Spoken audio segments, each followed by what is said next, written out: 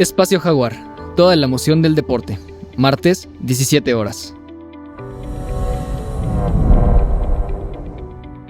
Cero discriminación, tolerancia, respeto e inclusión. Miércoles, 19:30 horas. Tu abogado en casa. Asesoría jurídica. Justicia al alcance de todos. Jueves, 17 horas. Noche de debate, análisis a fondo. El mejor encuentro de opiniones. Jueves, 19 horas. Recuento semanal. Información y análisis a fondo. Viernes, 12 horas. Noche de música en Jalapa. El deleite de la bohemia. Sábados, 20 horas. Desarrollo humano. Saca lo mejor de ti. Vida sana en mente sana. Domingos, 12 horas. Tu historia conmigo. La vida de las estrellas contigo. Domingo, 12 horas. Acrópolis. Comunica y trasciende.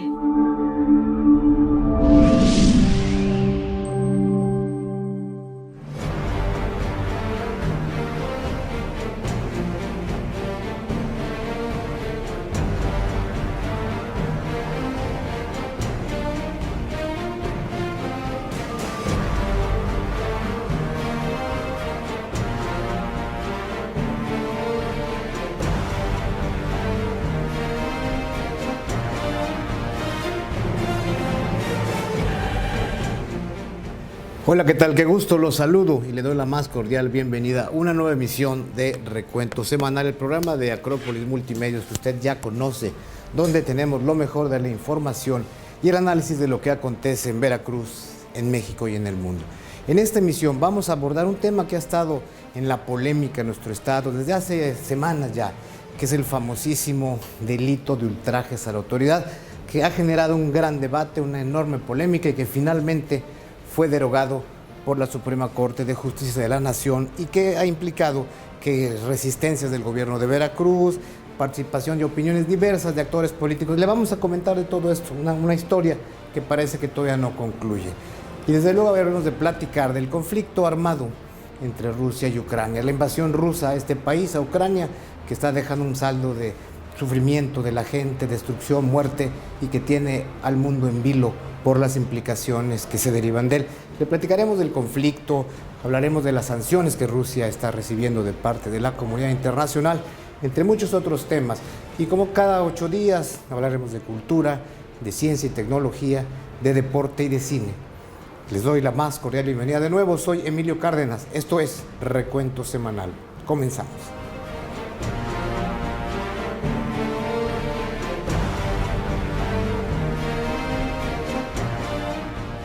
El gobierno de Veracruz ha estado, como usted sabe, en medio del ojo del huracán desde que se aprobó incrementar la penalidad del delito de ultrajes a la autoridad.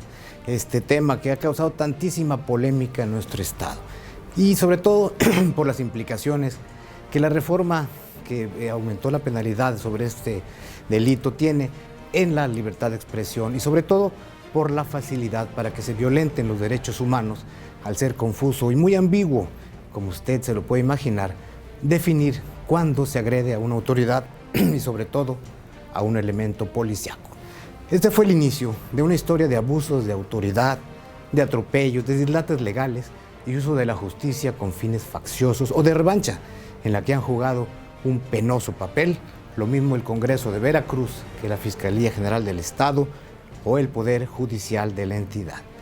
Todo esto concluyó, aparentemente, o por lo menos en el debate legal y a contrapelo de la voluntad del gobierno de Veracruz, cuando la Suprema Corte de Justicia de la Nación declaró la inconstitucionalidad del delito de ultrajes a la autoridad y abrió la puerta de la prisión a cientos de detenidos injustamente acusados de ello. Sin embargo, la reticencia de la administración del gobierno de Cuitláhuac García Jiménez a aceptar la decisión del máximo tribunal del país y las recomendaciones de la Comisión Nacional de Derechos Humanos de que se equivocó, augura nuevas batallas legales y políticas. De toda esta gran polémica, de todo lo que está alrededor de este tema tan delicado, le vamos a platicar en el siguiente reportaje que tenemos en este programa Recuento Semanal.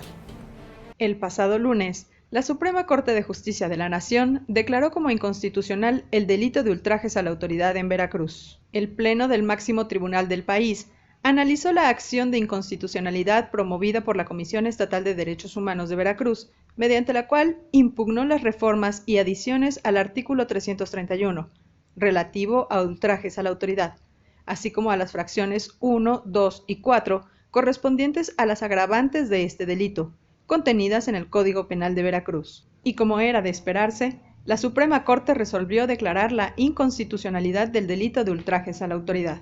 Como se recordará, a partir de estas reformas aprobadas por el Congreso del Estado en marzo del año pasado, se incrementó la penalidad del delito de ultrajes a la autoridad, lo que generó un intenso debate respecto a las afectaciones a la libertad de expresión y lo confuso de la redacción de aquellas adiciones que dejaba al criterio de un juez la posibilidad de cometer excesos en su aplicación. Temor que se hizo realidad con la detención y retención ilegal de un grupo de jóvenes acusados de ese delito y que a la postre debieron ser liberados por orden de un juez federal, y que abrió un conflicto con el senador Ricardo Monreal, que tomó en sus manos este caso. Además, estos hechos llevaron a asociaciones de abogados, políticos de todos los partidos de oposición y grupos de la sociedad civil a unirse en el llamado Movimiento por la Justicia, que enarbola la bandera de la derogación del delito y de que se libere a cientos de detenidos injustamente por este. Pero el problema para el gobierno de Cuitláhuac García comenzó realmente cuando la Comisión Nacional de Derechos Humanos emitió una recomendación para que se liberara a los jóvenes injustamente detenidos, se sancionara a los policías y funcionarios de la Fiscalía y de la Judicatura involucrados en la arbitrariedad, y lo más importante, que fuera derogado el delito de ultrajes a la autoridad. Con esta recomendación, comenzó a correr el plazo para que el Congreso de Veracruz tomara cartas en el asunto, al tiempo que inició la estrategia para alargar el asunto, lo que llevó al gobernador Cuitláhuac García a desestimar todos los argumentos, a descalificar a sus opositores, a fustigar a periodistas que lo interrogaban sobre el tema y a sobrereaccionar a cuanto se dijera o se apartara de su visión.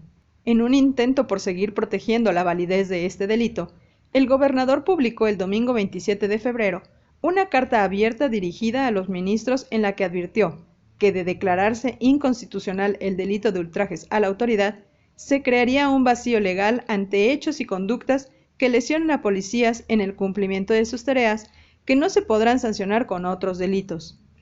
Y se envió una iniciativa al Congreso local para derogar 2 fracciones del delito de ultrajes a la autoridad, pero no se anuló en su totalidad este tipo penal que tanta controversia ha causado. De esta forma, los diputados de Morena hicieron como que derogaron el delito, solo para cumplir con la recomendación que hiciera en diciembre pasado la Comisión Nacional de Derechos Humanos. No obstante, el máximo tribunal del país determinó que lo aprobado por el Congreso veracruzano era irrelevante, pues se mantenía el delito de ultrajes a la autoridad y con ello se amenaza la libertad de expresión y se abre la puerta a la violación de los derechos humanos, por lo que, sin más, la Suprema Corte resolvió su inconstitucionalidad. Cabe recordar que en Veracruz existen más de 1,000 detenidos por dicho delito, y de acuerdo al gobernador, solo unas 200 personas podrían solicitar a un juez su liberación inmediata en un plazo no mayor a 48 horas. Esto, de acuerdo a lo resuelto por la Corte. Al conocerse la determinación de la Corte, los senadores Ricardo Monreal y Julen Rementería, quienes, junto con políticos de partidos de oposición y dirigentes de barras y asociaciones de abogados que pugnaban por la derogación de este delito, celebraron la decisión y exigieron la liberación inmediata de todas las personas detenidas arbitrariamente, entre las que destacan varias personalidades del ámbito político, como por ejemplo el perredista Rogelio Franco Castán, quien fue arrestado desde principios de 2021. Luego de lo decidido por la Suprema Corte de Justicia de la Nación, el gobernador del estado, Cuitláhuac García Jiménez, volvió a la carga e indicó que enviaría al Congreso una nueva iniciativa para que se castigue a quien violente a policías durante operativos de seguridad. No obstante, luego de que esta decisión le generara innumerables críticas porque se considera que pretendían darle la vuelta a lo resuelto por la Suprema Corte y que se buscaría solo renombrar el delito, y volverlo a activar en el Código Penal del Estado, el gobernador García Jiménez anunció en conferencia de prensa que desistía de esta idea porque el artículo 371, quinquies, ya prevé sancionar agresiones a policías y que esta disposición no fue derogada. El conflicto bélico que se vive en Ucrania tras la invasión de este país por tropas rusas ha conmocionado al mundo por la ruptura de la legalidad internacional y la grave amenaza a la paz mundial por todos los actores involucrados, más allá de las partes directamente, Rusia y Ucrania, metidas en este conflicto. Pero tras los motivos inmediatos o aparentes que llevaron a que el gobierno de Vladimir Putin decidiera iniciar una fuerte ofensiva militar que ha causado sufrimiento, muerte y destrucción y que mueve a que miles de ucranianos huyan de su país buscando alojamiento en los países vecinos, existe un contexto económico, histórico e incluso cultural que explicaría en parte lo que sucede, pero que en modo alguno justifica la invasión de un país soberano. De ello vamos a hablar en nuestro siguiente trabajo. El conflicto entre Rusia y Ucrania ha acaparado la atención de todo el orbe, pues se habla de la posible Tercera Guerra Mundial. Sin embargo, es importante saber los antecedentes de este evento, pues solo así se le puede encontrar sentido al por qué se está peleando un territorio y por qué varios países son los involucrados.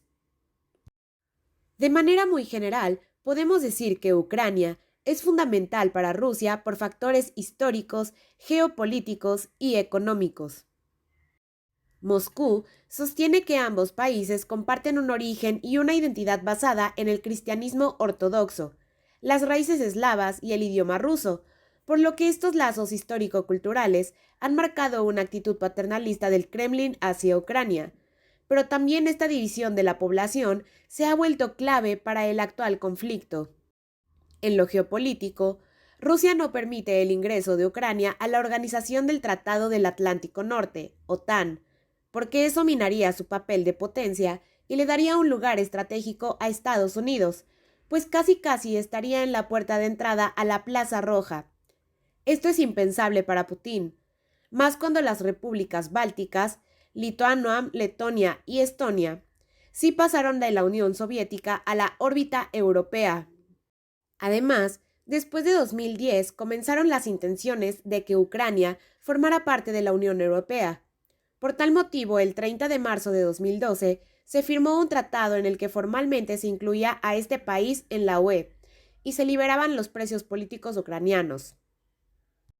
En 2013, esta firma quedó suspendida, pues Rusia se negaba a que Ucrania formara parte de esta unión. Incluso impuso presión y ofreció una generosa ayuda económica a cambio de parar el tratado. La cuestión económica es otro de los factores que han imperado, ya que debajo de Ucrania hay gaseoductos que surten Europa de gas ruso y de países de Oriente Medio, recurso considerado de vital importancia para el abastecimiento de la energía europea. Además, Ucrania es el país con más reservas de uranio recuperable de Europa. Y en este punto hay que aclarar que desde 2014 se libra un conflicto armado entre el ejército ucraniano y los rebeldes de los territorios de Donetsk y Lugansk, en el este de Ucrania, el cual ha dejado al menos 14.000 muertos, resaltando que estas dos últimas provincias conformarán la región del Donbass, territorio que Rusia ha reconocido como independiente y respalda militarmente. Como vemos, el tema es añejo. Los ataques, al menos, llevan 8 años casi ininterrumpidos en esta zona del mundo, toda vez que hay muchos factores en juego. Es por ello que el pasado 24 de febrero, el presidente ruso Vladimir Putin ordenó una operación militar especial con la que se pretende tomar el control de Kiev, la capital de Ucrania. El saldo de la guerra entre Rusia y Ucrania crece día a día. El asedio de las tropas rusas a Kiev, la capital de Ucrania, y a Kharkov, la segunda mayor ciudad del país, además de la captura de la ciudad portuaria de Kherson en el sur de esa nación, así como el asedio de varias otras localidades, los bombardeos indiscriminados y la dureza de los ataques, nos muestran una invasión que, según el presidente ucraniano Volodymyr Zelensky, busca borrar a ese país. En una sesión extraordinaria de emergencia, la Asamblea General de la Organización de las Naciones Unidas aprobó el pasado miércoles una resolución que condena la invasión rusa de Ucrania. El documento fue ratificado por 141 de los 193 países miembros de Naciones Unidas. México, desde luego, entre ellos. El texto aprobado deplora la agresión rusa contra Ucrania y demanda a Moscú que le ponga fin y retire inmediatamente y sin condiciones sus tropas del país vecino. Pero la resolución, sabemos por la dinámica del trabajo en Naciones Unidas, no tiene carácter vinculante, es decir, no es obligatoria. Pero la respuesta rusa a todo esto enciende las alarmas en el mundo tras la declaración al canal Al Jazeera del canciller de Vladimir Putin, Sergei Lavrov, quien aseguró que Rusia no tiene otra alternativa a las sanciones más que una, escúchelo bien, tercera guerra mundial. El ministro ruso aseguró que su país está listo para enfrentar las duras sanciones económicas impuestas por Estados Unidos y la Unión Europea, pero aseguró que no esperaba que se apuntara también a atletas, intelectuales y periodistas de ese país. Rusia tiene muchos amigos, dijo, y no puede ser aislada. Esa es pues la postura del gobierno de Vladimir Putin. Preocupante sin duda, como vemos, el rumbo que van tomando los acontecimientos, pese a que hay reuniones para tratar de negociar la paz. Pero bueno, para entender más, para tener más datos de todo esto, vamos a ver la siguiente nota, con un balance de lo que ha acontecido en estos días de guerra en esa zona del mundo. Lo que se temía desde semanas atrás sobre un nuevo conflicto bélico llegó a su punto de confrontación la mañana del 24 de febrero, cuando el presidente ruso Vladimir Putin ordenó a sus tropas atacar e invadir a Ucrania, tras declarar la independencia de las repúblicas populares de Donetsk y Luhansk, ante la amenaza de un acercamiento de intromisión estadounidense. En respuesta, el presidente de Ucrania, Volodymyr Zelensky, impuso la ley marcial, que estableció un estado militar en todo el territorio, llamando a todos los civiles que estuvieran dispuestos a defender a su país a luchar, otorgando miles de armas. Paralelamente, se activaron refugios en las estaciones del metro de Kiev para toda la ciudadanía ante la protección de los bombardeos, lugar donde cientos de ucranianos han pasado la noche ahí. Durante el 25 de febrero, el propio presidente ucraniano declaró que se quedaría en Kiev enfrentando el conflicto, a la vez que su gobierno informaba a sus ciudadanos cómo fabricar cócteles Molotov para defender a su ciudad. En ese mismo día, las tropas rusas tomaron el control de la planta de Chernobyl, lugar donde ocurrió el peor desastre nuclear de la humanidad y que hasta la fecha sigue siendo un área inevitable por altos índices de radiación. En el cuarto día de guerra se dio una importante noticia. La Unión Europea abrió la posibilidad de que Ucrania pudiese entrar a su bloque político, a la par de financiar por primera vez la compra de armas como parte de apoyo. A su vez, Estados Unidos, Gran Bretaña y la Unión Europea decidieron endurecer sus acciones y bloquearon los bancos rusos, obstruyendo la utilización de sus reservas internacionales que ascienden a los 643.000 millones de dólares, lo que ha provocado un colapso dentro de su economía. En medio de una incertidumbre alrededor del mundo, el lunes 28 de febrero comenzó la primera ronda de negociaciones sin avances significativos, aunque se acordaron futuras reuniones para un posible alto al fuego. Y es que el presidente ruso Vladimir Putin señaló que la única posibilidad de que haya una solución al conflicto es que se reconozca la soberanía rusa sobre Crimea, así como que se desmilitarice y desnazifique el Estado ucraniano. Por otro lado, en el primer día de marzo, el centro de Kharkov, la segunda ciudad más grande de Ucrania y donde se encuentra la sede del gobierno local, fue bombardeada con armas pesadas, dejando al menos 10 muertos. Y luego de varias advertencias rusas, la torre de televisión ubicada en la capital de Kiev fue bombardeada ese mismo día por 2 misiles, donde 5 personas perdieron la vida. En tanto, mexicanos que residían en Ucrania se vieron acorralados por el conflicto bélico, pero como parte de las labores de protección, la Secretaría de Relaciones Exteriores puso en marcha la Operación Rescate para poder repatriarlos. En primera instancia, se rescataron 21 mexicanos que fueron transbordados en el Boeing 737 de la Fuerza Aérea Mexicana, logrando salir del territorio ucraniano. Este miércoles, la ONU aprobó mayoritariamente una condena contra Rusia por la invasión de Ucrania, gracias al apoyo de 141 miembros, incluido México, de los 193 estados pertenecientes. Los únicos países que votaron en contra fueron Rusia, Bielorrusia, Corea del Norte, Eritrea y Siria. Con ello se exige a Rusia que ponga fin al conflicto, retirando inmediatamente, sin condiciones, sus tropas del país vecino, aunque la resolución no tiene carácter vinculante. Ahora solo falta ver de qué manera se desarrollan los acuerdos futuros después de estas resoluciones y las que se avecinan. El conflicto bélico vivido hasta el momento es una muestra clara de la decadencia humana entre líderes mundiales, que por una política ambiciosa tienen que derramar sangre de civiles inocentes, un hecho que se queda marcado para la historia de la humanidad. Pues hoy, como usted sabe, es el primer viernes de marzo, una fecha significativa para los creyentes en el misticismo, los rituales de sanación, la metafísica, el espiritismo y la brujería. Una fecha propicia para la purificación y protección, para rituales y prácticas de magia blanca, de magia negra o de otro corte relacionado hasta con el amor. Amuletos, limpias, velas, lociones y demás son artículos demandados por la gente este primer viernes de marzo. Sin embargo, como es obvio, no todos, desde luego, son creyentes de estas cuestiones. Y quienes sí creen, pues buscan salud, dinero y amor. Pues qué más, ¿verdad? Para conocer más de esta tradición ancestral y que en Veracruz tiene una gran presencia y una gran fuerza, lo invito a ver el siguiente reportaje que preparamos para usted sobre esta tradición tan interesante. Todos sabemos que México es un país mágico en tradiciones y culturas. Una de ellas es nada más y nada menos que el primer viernes de marzo, considerada una de las más peculiares y antiguas que celebramos en nuestro país, pero específicamente en Veracruz, y que causa mucha curiosidad entre los extranjeros. En Acrópolis Multimedios te contamos por qué este ritual suele ser tan oscuro. Su origen se remonta a las eras prehispánicas, en la zona centro y sur de nuestro estado, específicamente en Santiago de Tuxtla y Catemaco, zonas llenas de hechicería y misticismo. El primer viernes de marzo es tiempo de la esperanza, tiempo del reverdecimiento de las plantas, tiempo del florecimiento del campo, tiempo del trinar de los pajaritos, tiempo del reverdecimiento de la madre tierra y con ello de abundancia. El primer viernes de marzo es una fecha significativa para la medicina tradicional, pues es cuando se prepara el brebaje que se conoce como hierbas de marzo, utilizada para ayudar en la recuperación física por golpes, malestares como el empacho, limpias, entre otros.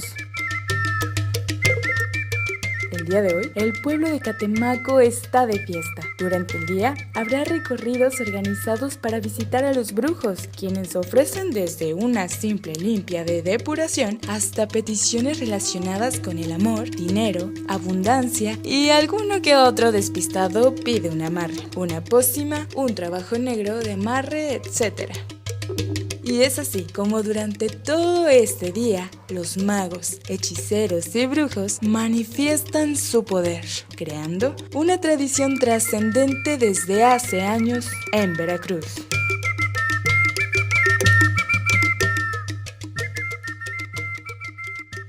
¿Qué le parece esta arraigada tradición que en nuestro estado, que en Veracruz representa un día especial? Pero ¿sabe dónde? Sobre todo en el municipio de Catemaco, donde el misticismo y la magia se apoderan de este bello sitio, en el que brujos y chamanes aprovechan la energía que fluye en este enigmático día para cargarse de energía y fortalecer sus poderes. Durante las primeras horas de este primer viernes de marzo, Catemaco es sede de una emotiva fiesta donde los hechiceros, adivinos y curanderos son los principales protagonistas y celebran una misa negra que atrae a cientos de visitantes dispuestos a una limpia y hacer peticiones relacionadas, desde luego, y usted lo sabe, con el amor, con el dinero y la abundancia. Pues vamos, después de esta interesante información, a un breve corte. Estamos de regreso en Recuento Semanal.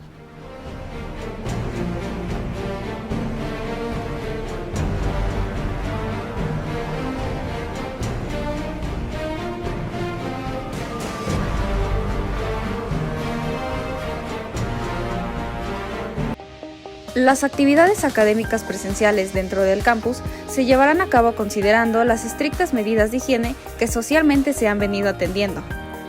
Verificación de temperatura durante el ingreso, lavado de manos y aplicación de gel, uso de cubrebocas nariz, el cual debe mantenerse durante todo el tiempo que permanezcas en los espacios de la universidad. Dentro de la universidad, mantener la distancia recomendada e indicada en todos los espacios. Evitar en los espacios comunes como pasillos, baños, salas, cafetería y áreas de convivencia, la aglomeración de personas y el no cuidado de la sana distancia. Evitar el saludo de mano y con abrazos. En el caso de ser necesario, aplicar el estornudo y expectoración de etiqueta. Evitar las visitas interaulas y espacios de atención a estudiantes y administrativos. Atender de manera puntual los horarios de entrada y salida. Mantener los procedimientos de higiene y desinfección de los espacios de trabajo académico. Mantener ventanas y puertas de aulas abiertas para favorecer la ventilación. Estamos preparados y listos para seguir cuidando tu salud y la de tu familia, y sin duda, para mantener la continuidad académica con calidad, con la convicción de directivos y profesores que tu aprendizaje y formación profesional es nuestra prioridad.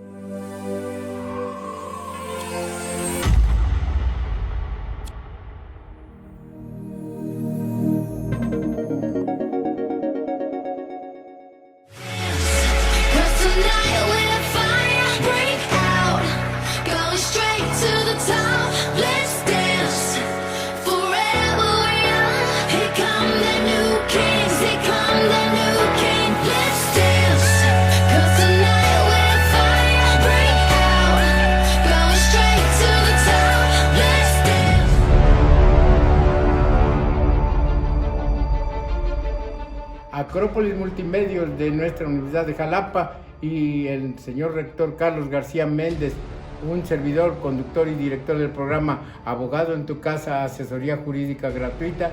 Los invitamos para que nos acompañen todos los jueves de 17 a 18 horas, en las que tratamos temas eminentemente jurídicos para disipar todas las dudas que ustedes tengan de carácter legal.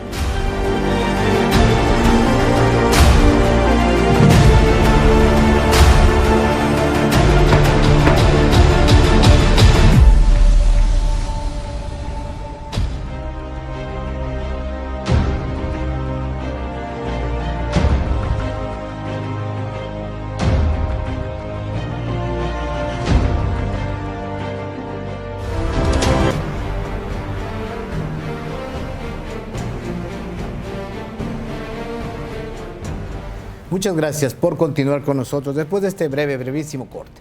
Pues ahora le platico que hace unos días se realizó la presentación de Radio UX, una nueva estación de radio con un concepto distinto y que forma parte de Acrópolis Multimedios, el medio de comunicación, como usted ya lo sabe, de la Universidad de Jalapa. Radio UX busca promover el entretenimiento con una nueva propuesta de barra radiofónica, además de impulsar la cultura, la información y el entretenimiento con los mejores podcasts en esta radio por internet en vivo, que usted la puede encontrar en el sitio www.radioux.com.mx. Pero vamos a ver un reportaje de este lanzamiento en nuestra sección Breves de la UX.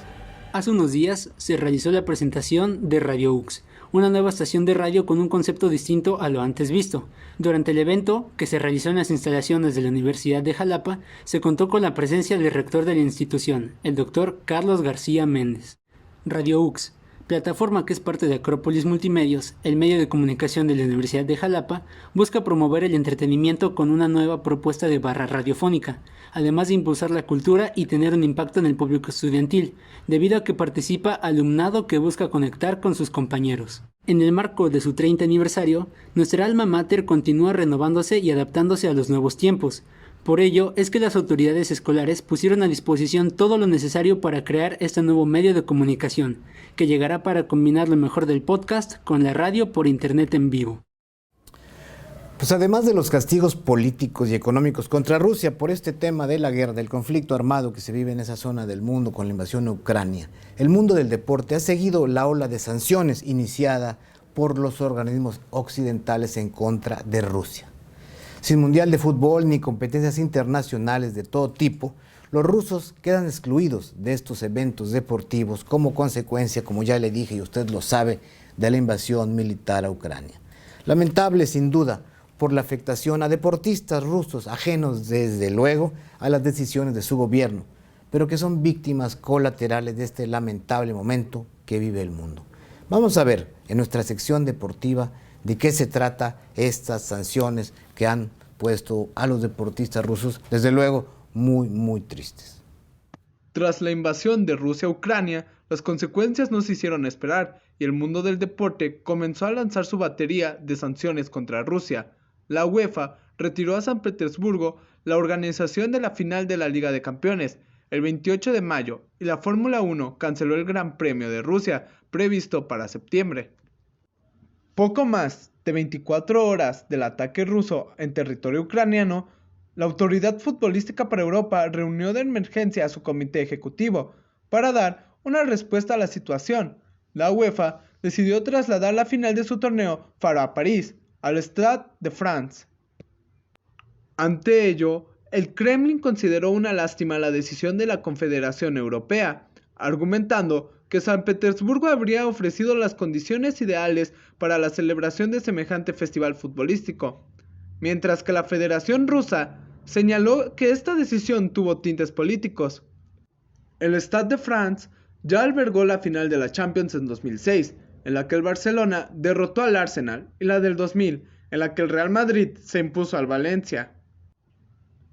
La UEFA además instruyó que todos los partidos en los que equipos rusos y ucranianos jueguen como locales se disputarán en terreno neutral hasta nueva orden. Asimismo, afectó al mundo del automovilismo, pues el Gran Premio de Rusia de Fórmula 1, previsto para el 25 de septiembre en Sochi, fue cancelado, lo que además fue una exigencia de varios pilotos de la parrilla, entre ellos los campeones del mundo Max Verstappen y Sebastián Vettel. Hace 8 días, en el último día de entrenamientos de pretemporada, el equipo Haas, cuyos monoplazas lucen habitualmente los colores azul, blanco y rojo, que coinciden con los de la bandera rusa, sacó unos coches completamente blancos, sin referencia a su patrocinador principal Uralkali, una empresa rusa especializada en la potasa. Otra amenaza para el gobierno ruso son las declaraciones públicas en contra de la guerra que ya han hecho deportistas rusos, como el tenista Andrei Rublev, el futbolista Fedor Smolov, la estrella del hockey de hielo Alex Ovechkin o el ciclista Pavel Sivakov. Rusia es una de las mayores potencias deportivas del planeta y son centenares los deportistas de élite que en todas las disciplinas pueden verse afectados por las sanciones que les impondrán las federaciones internacionales a instancias del COI. Desde el flamante número 1 del tenis mundial, Daniil Medvedev, a la recién proclamada campeona olímpica de patinaje artístico, Anna Shcherbakova, pasando por gimnastas, atletas, nadadores y selecciones de fútbol, baloncesto, voleibol o waterpolo, Rusia tiene deportistas de primera fila en prácticamente todas las disciplinas. Su exclusión de las competencias internacionales como represalia por la invasión de Rusia a Ucrania se suma a la sanción de 2 años sin poder participar con su bandera y su himno, ya que cumplen una consecuencia de todas las irregularidades en su política antidopaje y que vence a finales de 2022. Rusia, que en el mandato de Vladimir Putin ha hecho del deporte una herramienta tanto de influencia exterior como de comunicación interior, puede sufrir mucho con las sanciones que recibe y recibirá por la invasión de Ucrania, aseguran expertos. Cuando la planta nuclear de Chernobyl en Ucrania fue ocupada por las fuerzas rusas la semana pasada en el marco del conflicto que se vive, el Ministerio de Asuntos Exteriores ucraniano advirtió de la posibilidad de otro desastre ecológico. Los niveles normales de radiación en la zona de exclusión de Chernobyl, que incluye 4 reactores cerrados, uno de los cuales, como usted lo sabe, se fundió tras un grave accidente en el año de 1986 y esparció residuos radioactivos por toda Europa. Todo esto pues se superaron estos niveles de radioactividad según el regulador nuclear estatal de Ucrania, supuestamente debido a la actividad militar en la zona, que algunos le explican por el paso de tanques rusos que mueven cenizas en el terreno de esta zona de exclusión, donde la radioactividad es un gravísimo problema a tantos años del accidente. Pero más allá de la central de Chernobyl, preocupa que algunos de los 15 reactores nucleares activos de Ucrania puedan quedar atrapados en el fuego cruzado. En nuestra sección de Ciencia y Tecnología vamos a conocer más de lo que sucede alrededor de la mítica planta nuclear de Chernobyl y a recordar este terrible accidente nuclear que marcó la historia del uso de la energía nuclear en el mundo.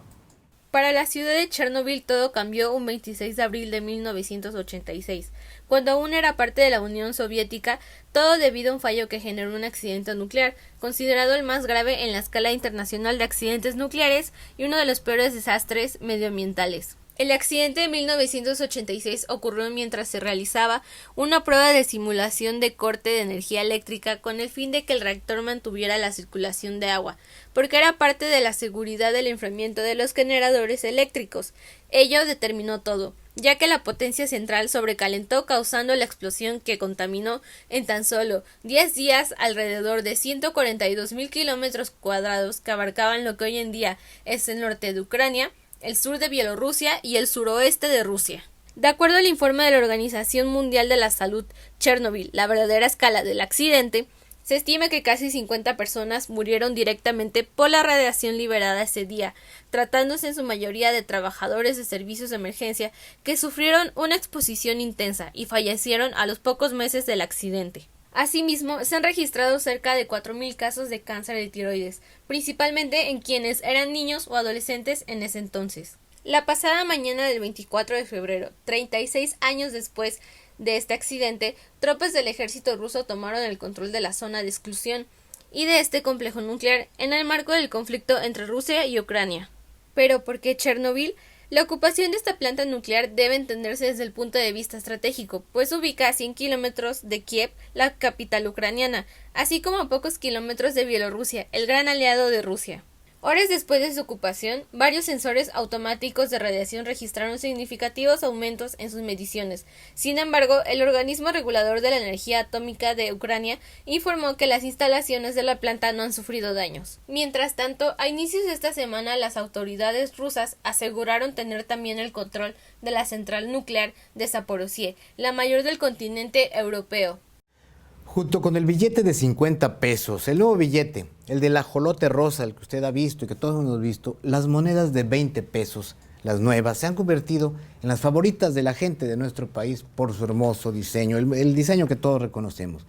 Se trata de una serie de 5 monedas que ya fue reconocida a nivel internacional con el premio a la mejor moneda del mundo del 2022. Fíjese usted. Las monedas están dedicadas a los 500 años de la fundación de la ciudad y del puerto de Veracruz, por el centenario de Emiliano Zapata, por los 700 años de la fundación de México Tenochtitlan y los 500 años de la resistencia en México Tenochtitlan también, y además de recordar el bicentenario de la independencia de México. Un conjunto de monedas hermosas y ya premiadas. Pero para ver más detalles de todo este reconocimiento a las monedas tan bonitas que se acuñaron a nuestro país, vamos a nuestra sección cultural y ahí tenemos esto para usted. Hace unos días, la serie de monedas conmemorativas de 20 pesos realizadas por el Banco de México se convirtieron en la mejor serie de monedas 2022, reconocimiento que entrega la Asociación Internacional de Asuntos Monetarios, como parte del concurso Currency Awards. Estas monedas son motivo de orgullo para los mexicanos, en general, pero en específico para los jarochos, pues hacen alusión a los 500 años de la fundación de la ciudad y el puerto de Veracruz, así como a los 500 años de memoria histórica de México Tenochtitlán. Se trata de la 16ª edición de los premios a la excelencia en monedas, en donde se evalúa y para seleccionar un ganador hay 5 puntos que cumplir: atractivo estético, denominación, innovación de diseño, integración de elementos de seguridad con diseño gráfico y contenido histórico. En el caso de la familia de monedas C1 se caracteriza por tener forma dodecagonal, o sea, de 12 lados. Este tipo de micrograbados se empezaron a utilizar en este tipo de monedas de 20 pesos. La imagen latente está compuesta por el numeral 20. Se trata de 5 monedas de 20 pesos, que hacen alusión a los siguientes momentos históricos de México: los 500 años de la fundación, la ciudad y el puerto de Veracruz, centenario de la muerte del general Emiliano Zapata, los 700 años del aniversario de la fundación lunar de la Ciudad de México Tenochtitlán, los 500 años de memoria histórica de México Tenochtitlán y el bicentenario de la independencia. Todas ellas fueron lanzadas en 2021, salvo la de los 500 años por la fundación de la ciudad y puerto de Veracruz, la cual está en circulación desde abril de 2020. En su diseño, en la parte del frente, presenta una imagen de la fundación de la Villarrica de Veracruz, en abril de 1519, con las imágenes de un barco del siglo XVI y el contorno del antiguo Palacio del Ayuntamiento. A diferencia del resto de monedas, la circulación de estas es escasa, por lo que muchas personas las están vendiendo a precios elevadísimos por internet. Sin embargo, si tú quieres adquirir una, basta que acudas a cualquier sucursal bancaria y la compres por el mismo valor que tienen, es decir, 20 pesos. Pues a continuación, en nuestra sección Detrás de Escena, nuestro compañero José Manuel Hernández y Solano nos tiene una selección de películas, de recomendaciones, de cintas que versan sobre el conflicto bélico entre Rusia y Ucrania. Cintas que están a la disposición de las plataformas de streaming y que vale la pena desde luego ver para tener más claro qué está pasando en este punto del mundo. Vamos a Detrás de Escena. Hola, yo soy Joma, bienvenidos a este espacio en el que conocerán lo más relevante del séptimo arte, Detrás de Escena. Un nuevo suceso triste y lamentable queda grabado en la historia de la humanidad, el conflicto bélico generado entre Rusia y Ucrania en los últimos días. Es muy importante decir que el séptimo arte ha funcionado como un proyector de esta realidad y que a su vez ayuda a entender más fácilmente este suceso. A continuación te mostramos 5 películas que han abordado esta situación. El primer largometraje se llama Maiden del año 2014, dirigido por el ucraniano Sergei Loznitsa. La película documental repasa la confrontación máxima y el parteaguas del conflicto bélico ocurrido en Ucrania entre noviembre de 2013 y febrero de 2014, cuando gran parte de la población eslava se congregó firmemente en la Plaza de la Independencia de Kiev para exigir la destitución del presidente Viktor Yanukovych, aliado estratégico de Vladimir Putin, lo que suponía un obstáculo para que Ucrania se integrara a la Unión Europea. En el documental se aprecia la manera en la que las movilizaciones y protestas se fueron haciendo cada vez más grandes, a lo que se sumó la represión por parte de la policía, lo que derivó en violentos enfrentamientos que arrojaron decenas de muertos civiles. El segundo título es Winter on Fire de 2015, un documental muy similar al anterior que fue dirigido por Evgeny Afnevsky, disponible en Netflix, que explica el conflicto entre ambas naciones y la narración de los sucesos que iniciaron en Kiev el 21 de noviembre de 2013, cuando se pretendía firmar la integración de Ucrania a la Unión Europea por parte del ex primer ministro Viktor Yanukovych. La tercera recomendación es Donbass del 2018, dirigida por Sergei Loznitsa y también disponible en Netflix. Esta cinta ganó el premio de Una cierta mirada del Festival de Cine de Cannes y el Giraldillo de Oro a la mejor película en el Festival de Sevilla, donde se retrata una perspectiva atroz de la sociedad ucraniana como consecuencia de las tensiones políticas. Esta expone la guerra en Donbass entre Ucrania y la República Popular de Donetsk, respaldada por Rusia, donde se comienza a degradar la sociedad cuando se plantea la guerra como paz y el odio como amor. La película está dividida en 12 episodios, 7 de ellos están inspirados en videos reales subidos a YouTube. La penúltima recomendación es Crimea as It Was del 2016, película dirigida por Konstantin Kliansky y que proyecta el momento en que Rusia se anexó a la península de Crimea, luego de que Ucrania viviera la revolución europeísta del Maidán en la plaza de Kiev durante 2014. Además de recordar la disolución de la Unión Soviética y el acuerdo hecho con Ucrania que permaneció hasta 2017. La quinta y última recomendación es The Earth is Blue as an Orange, un documental muy diferente a los anteriores, ya que explora la vida cotidiana de una madre soltera al lado de sus hijos y cómo es que viven la situación en medio de un contexto bélico. 5 películas que seguramente nos ayudarán a entender más fácil esta situación. Espero que haya sido de su agrado esta sección. Gracias por acompañarnos Detrás de Escena. En nuestra sección Comunicación y Política, que usted ya conoce, veremos ahora la cápsula que nuestro compañero Luis Castro preparó para conocer más de las fake news, de las famosísimas fake news, y ver qué tipos de estas falsas noticias existen en el mundo de las redes sociales y del internet. Vamos a ver esta cápsula de Luis Castro. Estos son algunos ejemplos de fake news. Una noticia con información imprecisa al 100%, cosa que el lector se da cuenta que es una noticia falsa, pero igual la comparte. O una noticia con información de verdad, pero imprecisa en la mayor parte. Antes se recibía la información de fuentes confiables de prensa. Hoy con el Internet se publican, se comparten, se consumen noticias e información con baja calidad. Solo el ojo entrenado puede sospechar de una fake news. Existen los siguientes tipos de fake news. Ciberanzuelos. No te adelantan la información, solo el título, y tienes que hacer clic para enterarte. Propaganda. Historias falsas para posicionar una agenda o un punto de vista. Periodismo tendencioso. Se difunde algo que es cierto, pero solo una parte. Al conocer el resto, cambia totalmente la versión. Encabezados engañosos. El título es diferente de la historia, que es totalmente cierta. Contenido de impostores. Se presenta desde una cuenta parecida a la verdadera. Sátira o parodia. Se exagera por humor, ironía o mofa. No tiene la intención de que se crea que es real. A continuación, quiero invitarlos a ver la primera parte de una interesante entrevista que tuvimos con el destacado académico, miembro del Instituto de Investigaciones Jurídicas de la Universidad Veracruzana, doctor en Derecho y miembro del Sistema Nacional de Investigadores, Manlio Fabio Casarín León, con quien conversamos sobre las reformas constitucionales del gobierno del presidente Andrés Manuel López Obrador y sus alcances para el orden legal de México y el andamiaje institucional de nuestro país. Vamos a ver juntos esta muy interesante charla en su primera parte. Pues, ¿qué tal, amigas, amigos de Recuento Semanal? Como hemos venido dando cobertura en este programa al tema de lo que ha sido la propuesta, las iniciativas, las reformas que está planteando el gobierno federal y que están llegando ya a la Cámara de Diputados y que auguran pues debates muy fuertes, muy interesantes, pues qué mejor que platicar con un especialista, un invitado de lujo que tenemos hoy aquí, que está con nosotros, el doctor Manlio Fabio Casarín León, doctor en Derecho, catedrático e investigador de la Universidad Veracruzana, un especialista en la materia, doctorado por la Universidad de Salamanca, y quien viene a darnos un poco de luz en estos temas que son los que nos ocupan y a veces, Manlio, nos preocupan. Bienvenido, mi querido Manlio. Muchísimas gracias, Emilio. Como siempre, encantado de estar aquí con ustedes. Sí.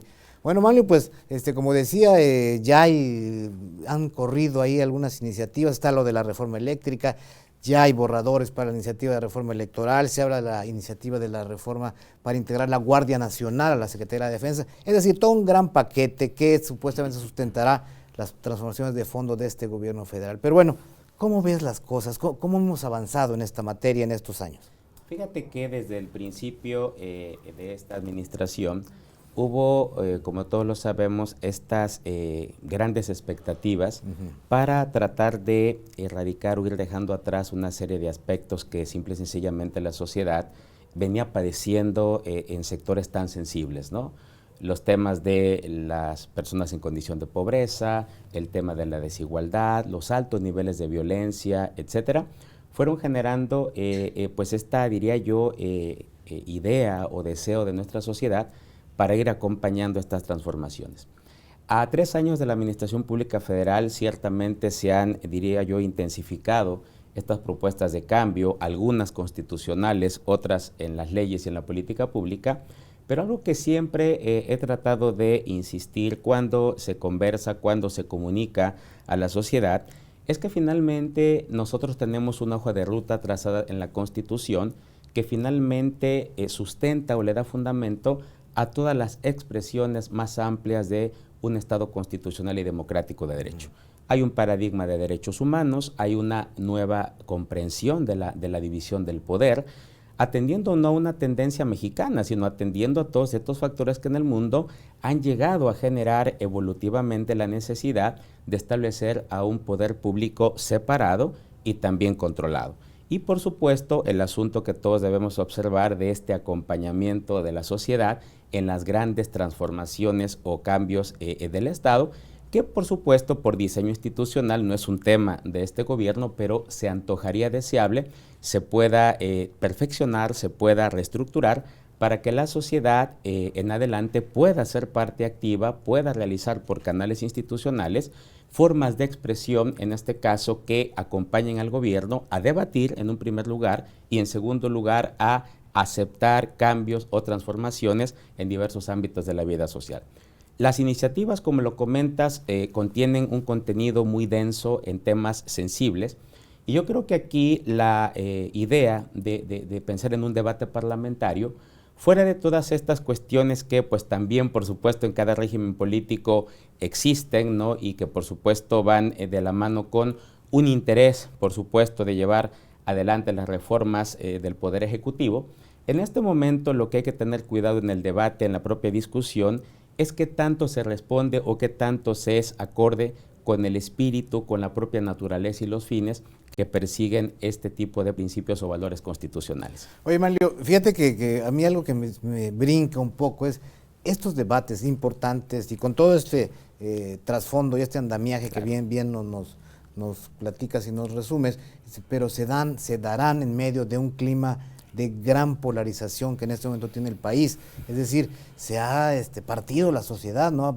A raíz del cambio, de la transición, de los adversarios del presidente, claro, los seguidores del presidente, claro, y en medio del presidente como que atizándole ahí el fuego, ¿no? Claro, el tema es delicado porque pareciese ser que la propia inercia de toda esta forma de interactuar de régimen con un partido, en este caso político, con mayorías parlamentarias que ayuda al Ejecutivo en su programa de gobierno, parecería que es una ruta a lo mejor efectiva, a lo mejor fluida, para generar desde la perspectiva del poder esas transformaciones. Sin embargo, yo siempre he tratado de insistir en que el hecho de que en la propia democracia representativa las personas acudan a la urna a expresar el sentido de su voto, no exime a la ciudadanía para que permanentemente pueda recrear y pueda materializar todos los principios o exigencias de un Estado democrático, como todos lo sabemos que se reconducen a la transparencia y rendición de cuentas.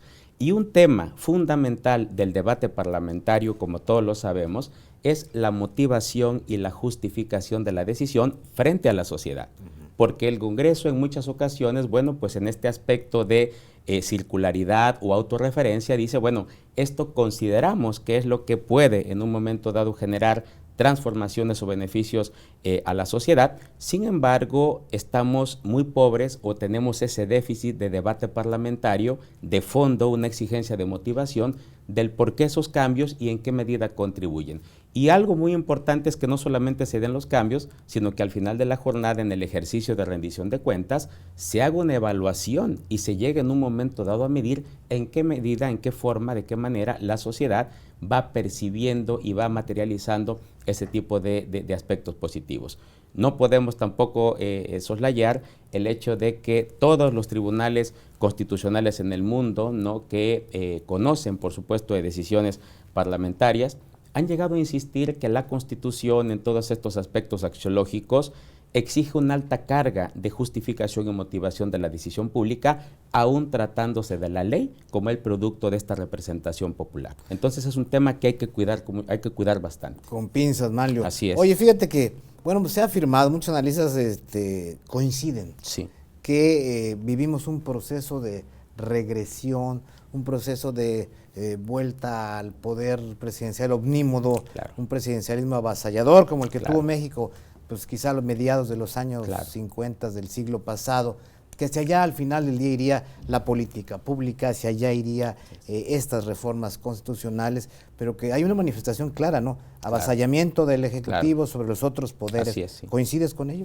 Bueno, lo que pasa es que aquí lo que no se ha acabado de entender es que cuando hablamos de una transformación o de un régimen político, diría yo, que genera una alternancia en el poder, finalmente llega con reglas preestablecidas o con exigencias y obligaciones que están puntualizadas en la Constitución.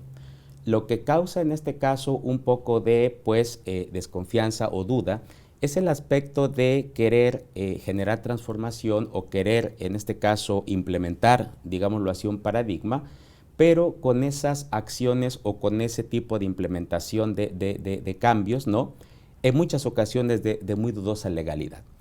El camino que la Constitución marca y en la propia reglamentación secundaria me parece que es el parámetro bajo el cual cada funcionario público desde la más alta magistratura tiene que respetar y al que se tiene que ceñir. ¿Y por qué lo comentamos? Independientemente del hecho del programa de gobierno que quiere implementar, recordemos que la acción pública está al servicio de la ciudadanía, de la dignidad humana y de sus derechos, y que es el primer punto de referencia, es la primera expresión que finalmente genera confianza en la sociedad y le genera en este caso la expectativa del desarrollo, del progreso, de la calidad de vida.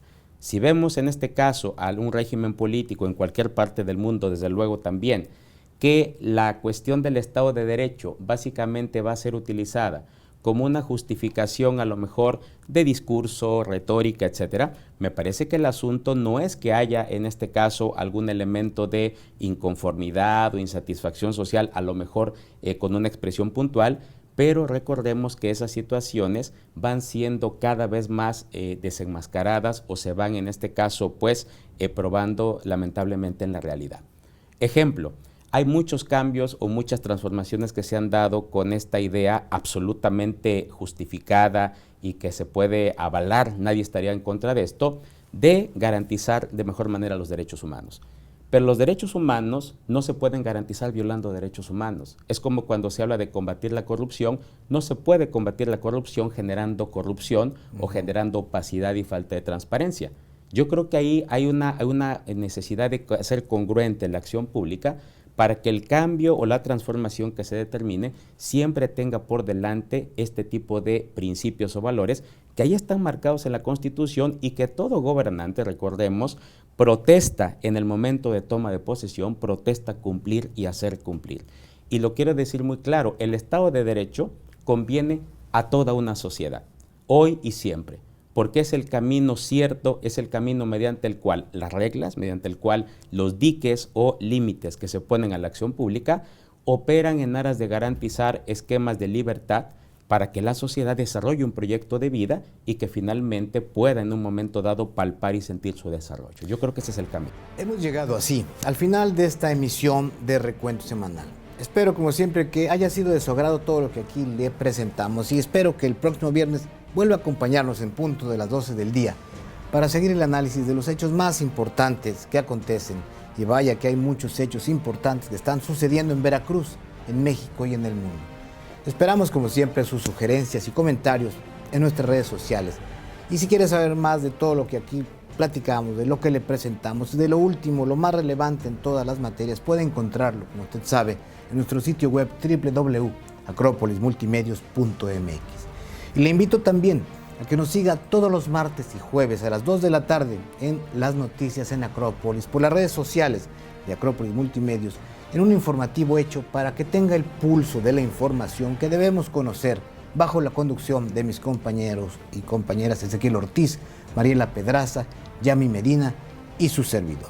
No se lo pierda, a las 2 de la tarde, martes y jueves.